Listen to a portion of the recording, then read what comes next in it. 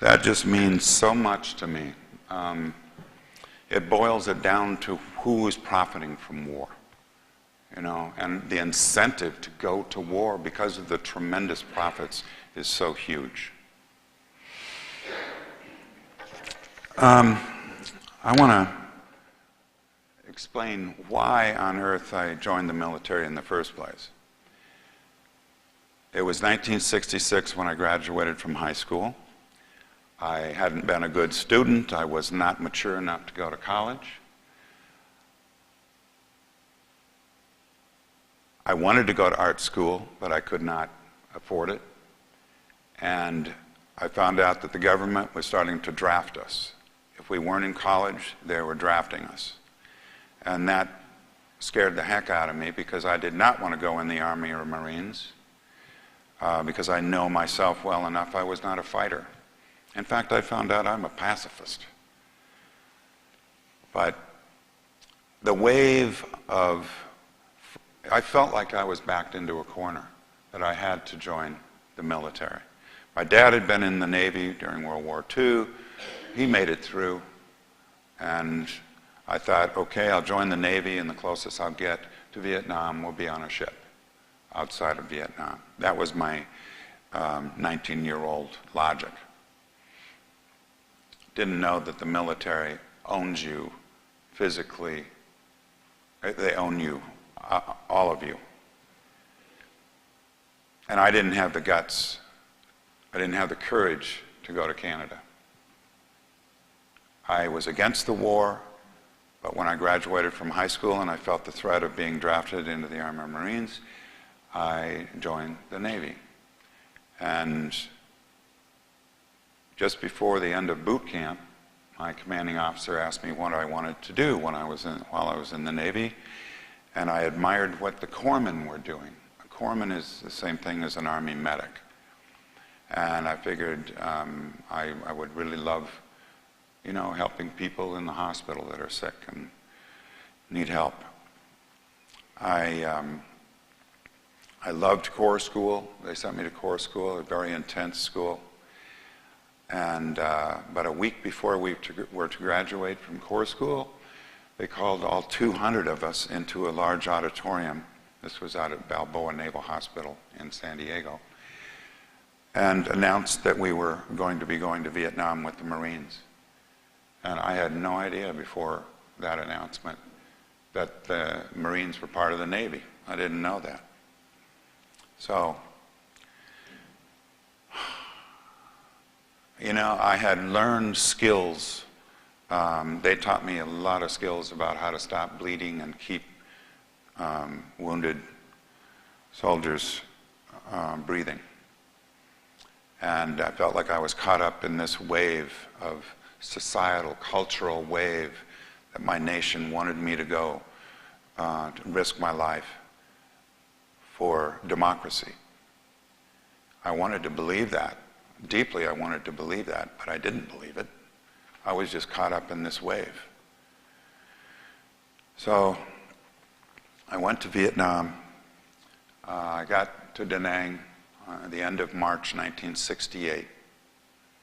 Joined a squad, picked me up at the airport, and on the way to the barracks, my squad leader said, he's got an M16 waiting for me when we get back. And I told him right there, I said, I'm not carrying a weapon. I am not going to kill anybody over here. I'm here to stop their bleeding and keep them breathing, and that's all I'm going to do. 4 weeks later, now I was in a platoon of about 30 guys, 30 Marines. We got orders to join up with a company of 83 Marines. And we got orders to go to the top of a mountain that was north of Da Nang, near Hai Vong Pass, if any of you might know where that is. They told us they thought there were some North Vietnamese regulars up there. There were 1,500 of them up there. 83 of us. We walked right into the center of their camp, which was located in a bowl-shaped part of the mountain. And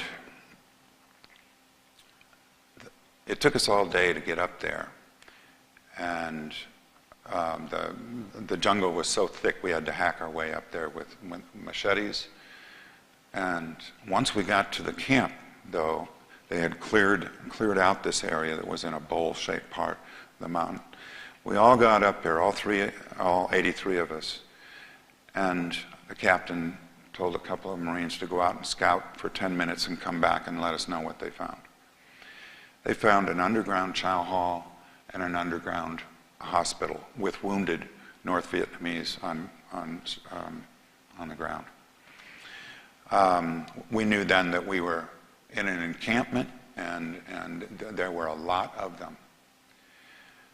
My captain had the machine gunners. There were 8 machine gunners with these big machine guns, set up a perimeter within about less than an acre of territory. I set up a perimeter. And by the time the perimeter was set up and everyone was in position, the sun was just starting to go down. And so the light was a little bit darker. And that's when they opened up on us, all 1,500 of them. They were surrounding us from above. The noise was, I cannot describe the noise. And it lasted for what seemed like a good 10 minutes, just continual. And the red tracers were filling the air, and then the bowl was filling with dust. And it was amazing that the firing stopped as fast as it started. It just all of a sudden stopped. And then you could hear the screaming. All of the Marines who had been wounded. Found out later that they had killed at least 50% of us and wounded in the first 10 minutes. And now it was dark, or it was getting to be almost dark. The first patient that I got to, the first Marine that I got to, who was wounded, was leaning up against a rock, flailing his arms and legs. His brain was hanging over his face. And this was my first patient. I had to wrestle him down, and part of me knew he was going to die, but I couldn't stop myself from.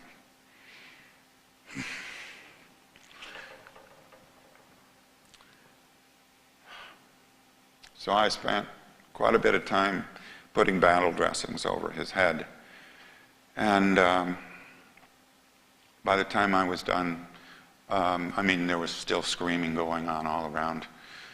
And when I was done with him, it was pitch black. And I went into a kind of a shock, a deep shock, where I couldn't hear anything anymore. I couldn't move. I was just in shock. And I didn't come out of it for probably about 6 hours. And when I came out of it, I could still hear the wounded moaning out there, but I knew if I was to start crawling around trying to get to them, they would shoot me. Everyone was on hair trigger. It was just one of those impossible situations. So I crawled in between the roots of a tree, and my friend Harry Bowman, who was also a corpsman, was under these roots as well. And he and I didn't say a word. We just fell asleep, woke up an hour later as the sun was starting to give form to the big boulders in the trees. And once there was a little more light, they opened up on us again for another 10 minutes. And this time, the roots were protecting us, Harry and I. But when the shooting stopped, screaming, Harry went out one way, I went out another. And I didn't get more than 30 feet, crawling out, trying to find the wounded. And one of the Marines started yelling, "They got Harry, they got Harry." And I turned around, and there's Harry laying on a rock, spread eagle. I crawl over to him, And I feel for a pulse, and while I'm feeling for the pulse, I see that he was shot right through the heart. Harry was gone. So were all of my human emotions. I could feel absolutely nothing anymore. All I knew was there was another guy that he was trying to get to whose arm was blown off and his artery was shooting all over the place, and I knew if I got to him I could get a tourniquet around him. So I had to get around Harry first, and when I started crawling around his head, I was receiving machine gun fire. So I turned around and tried to go around his feet, and that's when I was hit. And I went tumbling head over heels and was able to stop myself. And I was right out in the open, and I was sure they were going to shoot me and get it over with. And at that time, I was hoping it would be a direct hit in the head because I wanted out of this. But all the firing had stopped, and a guy, about a half an hour later, one of the Marines crawled out into the open and grabbed my wrist and pulled me back to the center of the perimeter. And there I stayed for the next 5 days waiting for a medevac. And my right hip had been mostly blown off. And those 5 days laying on the ground, I got a horrible bacterial infection called osteomyelitis. And so I was medevaced out of there, spent 8 months in a body cast, and like I told you, I was able to spend the last 2 months in the body cast at my parents' house and listening to music, listening to the same song over and over and over again.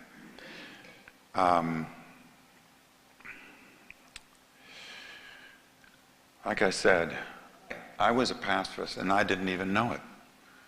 All I knew was that I got caught up in this wave, and I didn't know what was going on. I was too young to know. All of us were, you know. Anyway, I learned that war has got to be stopped, and especially in this modern world of nuclear weapons and biological weapons. I truly believe that us who were fighting the fight, we have post-traumatic stress, but we don't have a disorder. You'd be behaving the same way if you were put into that situation. It's not a disorder. The power people that make profit off of this, that have the incentive to send us into the trenches while they're sitting back making huge profits, they're the ones that need to be stopped. And I do believe in democracy, and I will give my life for democracy. I believe that the people are the true voice, even though we're going through one heck of a thing right now. I'll never lose hope in humanity. So, I guess my main purpose of feeling really honored to be able to come and speak to you today is that we can do this. I really believe we can, and it's going to be, when I say do this, I mean force the power on their knees. Take away their profit, and you will take away unbelievably untold misery from the human condition. Look to find out, Google, what corporations make the most money off of military contracts. Lockheed Martin is one of them. Boeing, Northrop Grumman, General Dynamics, these are just a few that are making tens of billions of dollars every year. We citizens of this nation spend more of our tax dollars on the military than the next 11 most largest countries in the world combined. It's way out of balance. way out of balance, but the profiteers keep making the profit. There's a great incentive for them to keep making jet fighters that cost $100 million apiece. And the government just recently signed a contract with these corporations to make 2,200 of them. That's where the money that we should be spending on our children's education and healthcare should be going.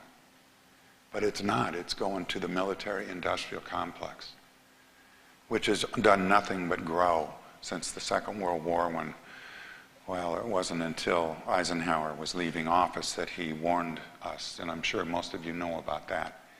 But it is one of the most profound warnings that we can ever be given if we take advantage of it. Veterans for Peace, which I belong to, and I've been on the board for the last 6 years. I'm so proud to be a member of that organization. It's a gathering of beautiful souls like we have in this room.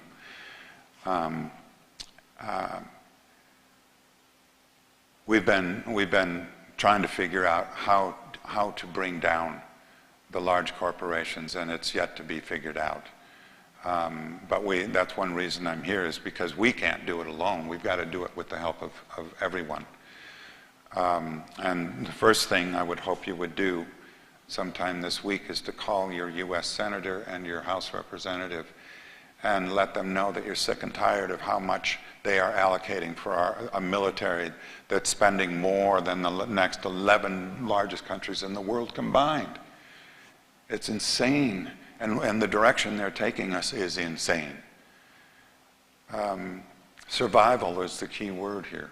Survival of our species and a lot of other life forms on this earth.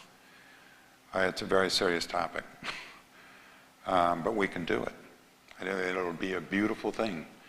And let your children and your grandchildren know that you're working for this, and they will be very, very proud of you. So, I want to thank everybody for coming here today, and I'm very, very honored to be here to recognize and celebrate Armistice Day.